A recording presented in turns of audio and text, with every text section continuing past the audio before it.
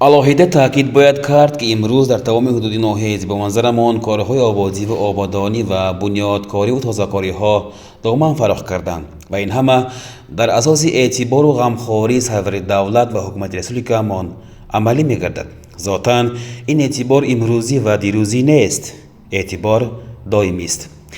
аз ин ҳама ғамхориҳо бояд халқамон роҳу тавон гиранд ва ба фардо бо чашми нек нигаранд, зеро он амалҳое ки имрӯз пиёда мегарданд ҳама ба хотири фардои нек ва дурахшон карда мешаванд. чун имрӯз гузаратон ба ҳар ҳудуди ноҳия меафтад, ҳатман аз болои корҳои ободиву ободонӣ ва сохтмону бунёдкориҳо мебароед. инро дар мисоли маҳаллаҳои ҳудуди сектори аввалин ноҳия ҳам бемалол дидан метавонем. қалача аз он ҳудудҳоест ки дар ҳудуди сурх қарор дошт ва имрӯз тадриҷан тавассути корҳои амалӣ аз ин ҳудуд берун меояд, яъне тавассути корҳои ободиву ободонӣ ба ҳудуди сабз то рафт шомил мегардад. бино ба маълумоти раиси маҳалла Файёзиддин Тоҷиддинов, имрӯз дар маҳалла аксарияти муаммову мушкилоти мубрами рӯз ҳалли худро меёбанд, чунки барои ҳалли муаммову камбудиҳо имконият ва шароитҳои мусоид мавҷуданд.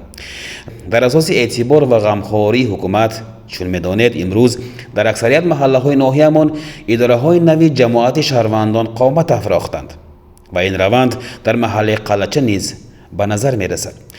дар асоси шарикии давлативу хусусӣ дар маҳалла бинои наву замонавии ҷамоати шаҳрвандон қомат афрохта истодааст. масъулияти сохтмони бинои идораи нави маҳалла ба зиммаи тадбиркор Бунёдҷон Бобоев вогузошта шудааст.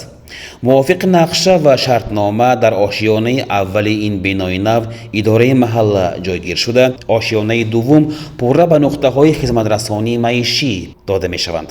яъне имрӯз шарикии давлат ва соҳибкорони хусусӣ дар асл маҳсули худро медиҳад ва ин афзалият ба пуррагӣ ба манфиати халқ хизмат хоҳад кард.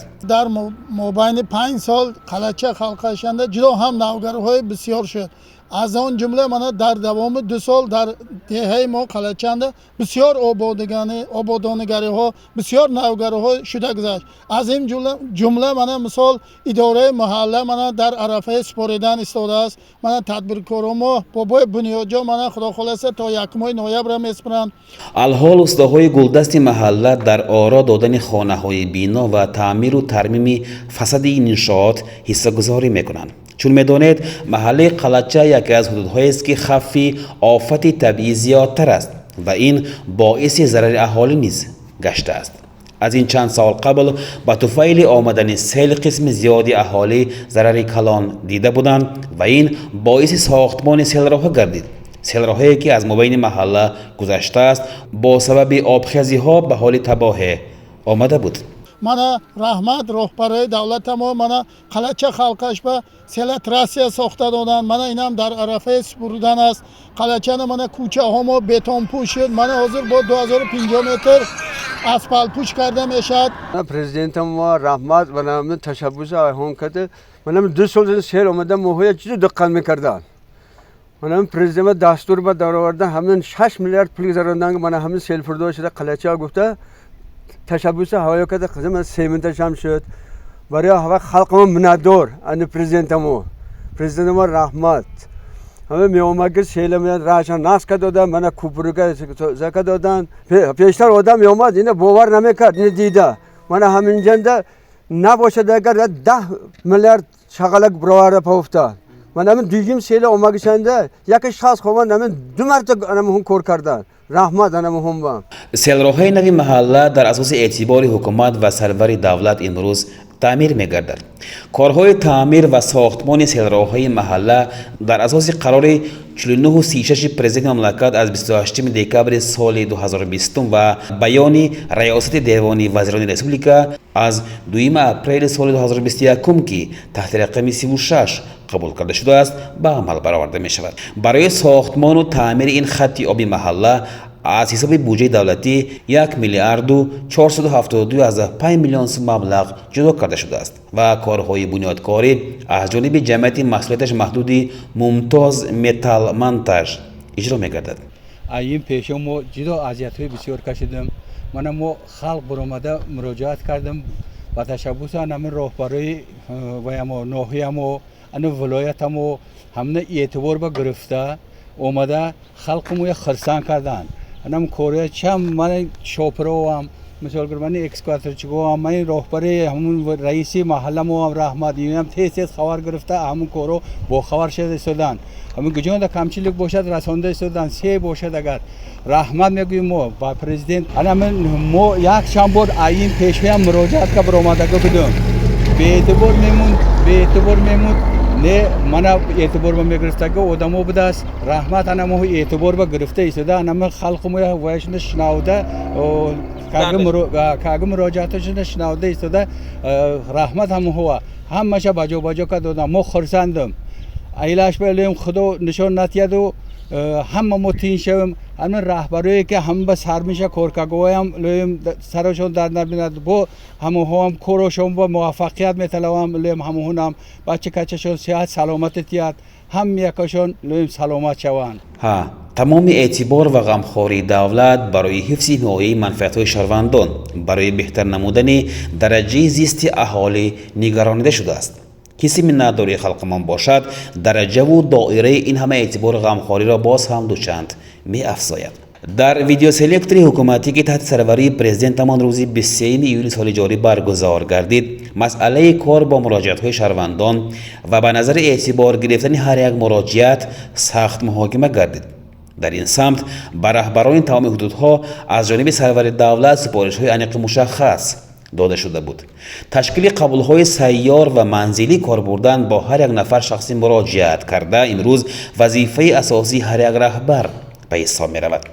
در قبول سیاری که تحت رهبری حاکم ناحیه سید بهرام سید مصایف در محله قلچه برگزار گردیده بود اهل محله در تامین بتونچوب‌های زمانوی یعنی حل مشکلات تامینات انرژی الکتریک به حاکم ناحیه مراجعت کرده بودند.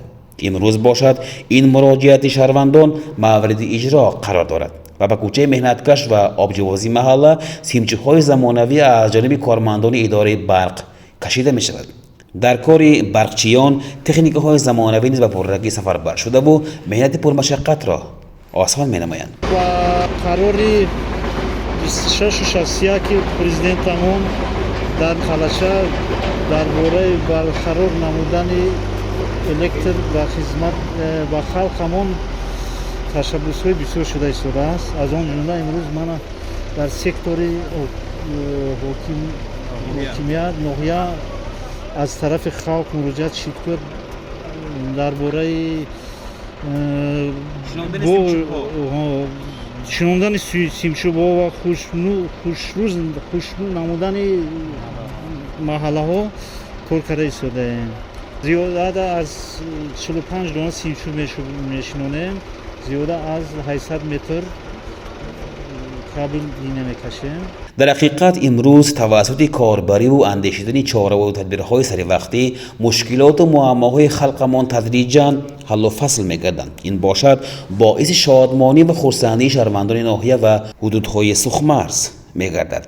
22 سپتامبر من سال 2021 سال سیار قبول حاکم مانده شده. من همین چیزا مراجعت کردم که ما همین زمانوی چه الکتروترماقش با وقت تامت مراجعت کردم. این آباد بگرفته من آباد داده من تکنیکا ها کار برساز هزار رحمت روز کمی نبینن خلق ما محله ما دوام ده حکم ما بازم مرتبه شون لغ شود برچه خدمت کرسوگا آدم ها هماشون بر رحمت کم نشن روز کمی نبینن ما هم خدمت وطننده میشیم. خدا خالصه دست ما مگه یاردم برای خلق ما میکنیم. ما هم چخیل که یاردم باشد کردم و ما تیار انو محله ما منگفتی هم این چیزه خلق ما آباد کردنش به حصه خوش کرسوی پرزیدنت ما رحمت هماشون این آباد بگرفته همین عادی یک فقروی مراجعتش این آباد بگرفته همون قدر چیزه زمانوی آباد دوستیان.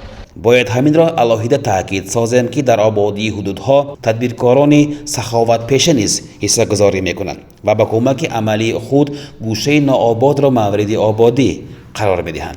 بینا به معلومات رئیس محله امروز توسط سخاوت جوانمردان محله به درآمدگاه قلچه نیز دروازه نو گذاشته شد. این همه باعث خرسندی اهل این محله گردید گویم اصل خطا نمی بود. راهبری حکومت من رسیدنده بود اگه همه بچه ها و التماس کردیم که با ما 7 میلیون پول گسیل کردن. من همون نوشته شد دهه قلچه نوسته من درست شد من راست کردم.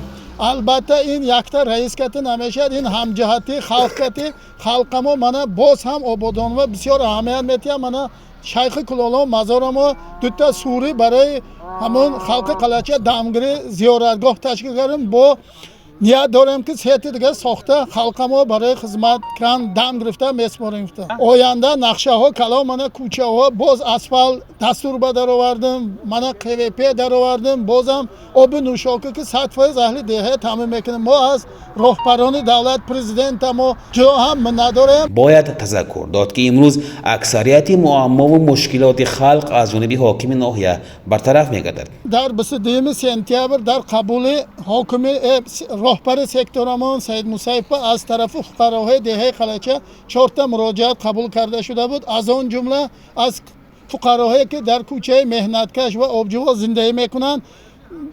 در آنجا درباره الکتر انرژی یعنی استالبه های بتونین به معما شده گذشته بود. البته از طرف راهبر سکتور این را در حال اجرا کرده. من امروز روز گذشته استالبه ها اومد من اورندمش دادن و محله خیلی ممنون و راضی هستند.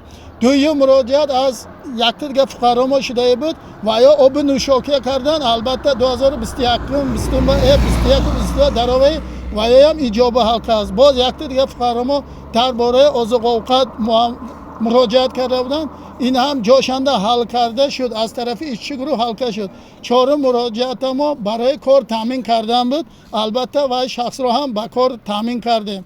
هیچ خیلی که مراجعت ها در سیار قبول شده گذشت. البته ایجابی حل کرده شد. من از نام خلق قلچه همون راهبر سکتورمون به مینداری سر میکنم. در حقیقت امروز تمام سعی و کوشش هر یک ما برای رفع مشکلات خلقمان روانه کرده می شود. اگر از فعالیت هر یک ما خلق راضی باشد، آفریدگار نیز از فعالیت ما رضا خواهد بود.